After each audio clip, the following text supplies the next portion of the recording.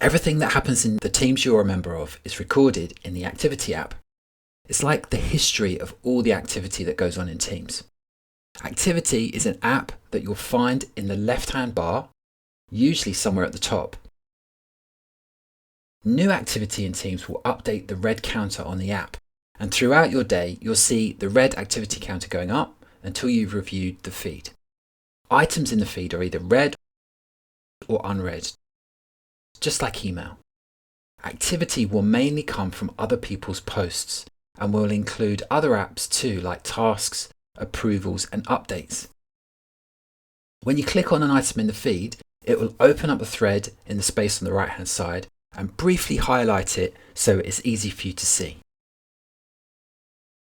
You're going to see lots of activity types in your feed, and it's useful to know which ones to look out for. App mentions are probably the most important. If you are app mentioned in a post, it means that it is specifically addressed to you, and you probably need to do something about it. So for that reason, whenever you're app mentioned, you'll see a big red @ icon in the activity feed, and you'll see the same icon to the right of the post itself. There are lots of other activity types from posts like reactions and replies.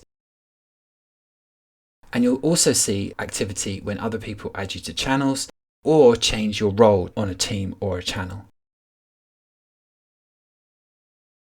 You can filter your feed based on activity as well. So for example, if I wanted to see all the times I've been app mentioned, I can choose the filter button here and then the ellipsis, and that will show me all the activity types. Then I choose the app mention type, and that filters the feed by mention. I can also filter on keyword. So if I just type Amrit here, that will filter the list on that keyword Amrit.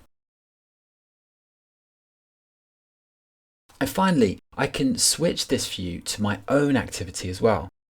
I just drop this down and choose My Activity. This changes my feed to all the activity that I created, and it's a history of everything I've done in Teams.